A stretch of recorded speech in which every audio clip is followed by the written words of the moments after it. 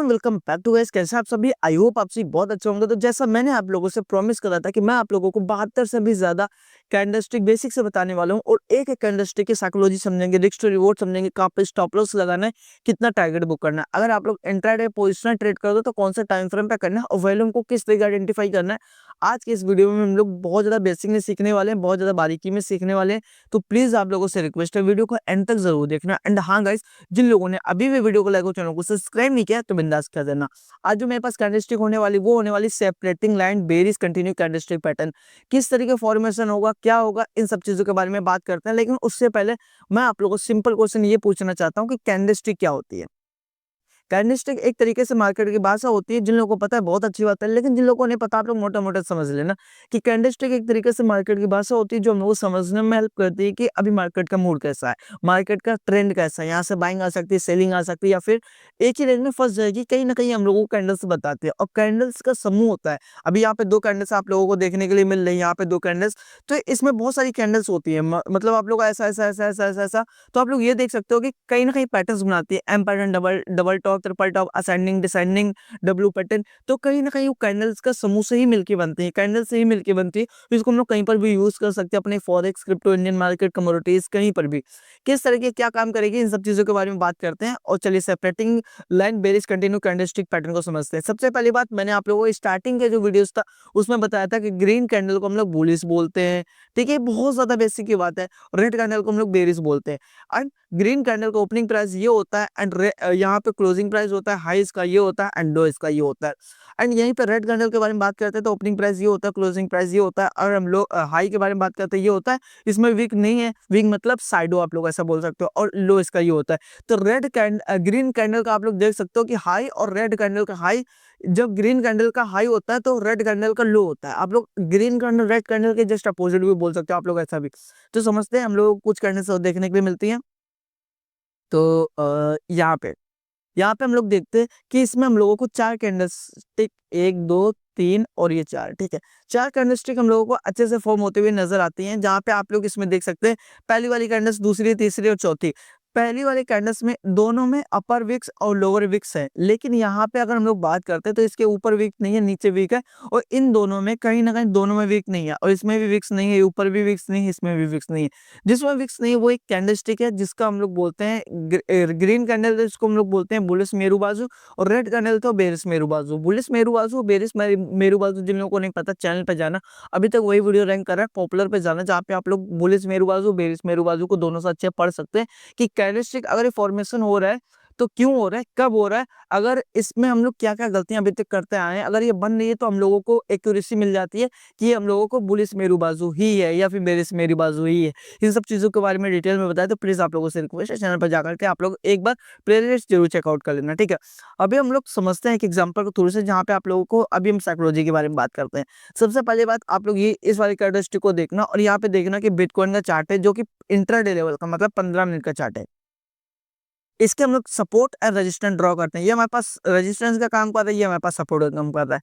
Support and resistance जिन लोगों को draw करना नहीं आता, बिल्कुल भी टेंशन लेने की जरूरत नहीं है। चैनल पर जाना, प्राइस एक्शन की अभी मैंने सिर्फ और सिर्फ एक ही वीडियो अपलोड करी है, सिर्फ सपोर्ट और रेजिस्टेंस किस तरीके ड्रॉ करते हैं और क्या क्या चीजें आप लोगों को याद में रखनी चाहिए, इन सब चीजों के बारे में मैंने अभी बताया। क्योंकि अभी कैंडलस्टिक जैसे ही खत्म हो जाएगी, प्राइस एक्शन ए से लेके जेड तक आप लोगों को सिखाऊंगा कि किस तरीके होती है, क्या क्या होती है, जिस तरीके कैंडलस्टिक एक एक बता रहा हूँ। अभी इस पर डिटेल में एक वीडियोस बना दूंगा जहाँ पे 2-3 घंटे का अराउंड वीडियोस बनेगा। इसके बाद आप लोग अच्छे से उसको सीख सकते हैं। अभी आप लोग यहाँ पे सीखने पे ध्यान दीजिए कि क्या क्या चीज़ है। अभी हम लोग समझते हैं बायर्स और सेलर्स की साइकोलॉजी। यहाँ पे हम लोगों ने देखा रेजिस्टेंस एरिया था, यहाँ पे सेलर्स एक्टिव थे, ठीक है। अब यहाँ पे सेलर्स थे, तो हम लोगों ने ये देखा कि यहाँ पे ये वाला बायर्स का एरिया, सपोर्ट वाला एरिया जो होता है वो बायर्स का होता है, ठीक है। इसको हम थोड़ा सा क्लियर करते हैं ताकि आप लोगों को चीजें ज्यादा क्लियर में हो जाए। ये हमारे पास बायर्स को होता है और इसको हम लोग बोलते हैं सपोर्ट, इसको हम लोग बोलते हैं रेजिस्टेंस, और ये होता है बियर, मतलब आप लोग ऐसा बोल सकते हैं सेलर का, ठीक है। ये हम लोग ऐसा बोल सकते हैं, ये हमारे पास जो एरिया होता है ये सेलर का एरिया होता है, ये वाला सेलर का एरिया, ठीक है, ठीक है। और या हमारे पास बायर्स होता है, ये सपोर्ट होता है। तो हम लोगों ने क्या देखा कि इस वाले एरिया से यहाँ पे सेलर्स लोगों ने यहाँ तक सपोर्ट तक तो मार्केट लेके आ गए और बायर्स लोग मार्केट को ऊपर लेके जा रहे हैं। लेकिन जैसे ही इस वाले कैंडलस्टिक का फॉर्मेशन हुआ तो हम लोगों ने ये चीज़ देखी कि बायर्स लोगों में इतना तो पोटेंशियल नहीं है कि अभी इस रेजिस्टेंस को पहली बात तो ब्रेक करे ऊपर लेके जाएँ, या फिर इतना पोटेंशियल नहीं है कि यहाँ पे जितने भी सेलर्स का जहाँ पे एग्रेसिव सेलिंग करके बैठे हैं रेजिस्टेंस एरिया पे, यहाँ पे इस एरिया तक कहीं पे लेके आए और इसके बाद में ट्रैप में फँसा है। उनके पास बिल्कुल भी नहीं है। तो यहाँ पे हम लोगों ने ये देखा कि जैसे ही रेजिस्टेंस वाले एरिया पे ये वाले कैंडलस्टिक का फॉर्मेशन हुआ, तो इसको ऊपर का हम लोगों ने जैसे स्टॉप लॉस रखा एंड टारगेट जो रखा वो 1:2 रखा, ठीक है। वो 1:2 रखा, जहाँ पे हम लोगों ने ये देखा कि जो कैंडलस्टिक थी हमारे पास सिंगल लॉट से, अगर आप लोग बिगिनर हो, सिंगल लॉट से ट्रेड करते हो, सिंगल लॉट से ट्रेड करते हो, 3 अगर लगातार आप लोगों को लॉस होता है तो दिन का सिर्फ ₹300 आप लोगों को लॉस होगा।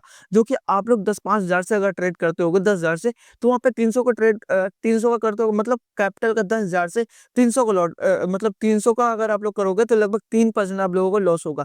1 से 2% होता है वैसे, क्योंकि 10,000 पे भी 10% लोग लॉस कर देते हैं, दिन का 1,000, 2,000, 3,000 और 2 दिन के बाद कैपिटल पूरी तरीके से वाइप आउट। तो आप लोगों से हम्बली रिक्वेस्ट है, वैसे मैं तो आप लोगों को बिल्कुल भी रिकमेंड नहीं करूँगा कि आप लोग यहाँ पे इफिनो में आओ। मैं तो आप लोगों से ये बोलूँगा 6 महीने तक एचडीएफसी आप लोग उठाओ, या फिर आप लोग कोई आईसीआईसी बैंक उठाओ, जहाँ पे ज़्यादा लिक्विडिटी हो, ज़्यादा वैल्यू जनरेट होते हो, जहाँ पे ज़्यादा लोग हों, एक तरीके से आप लोग ऐसा बोल सकते हो।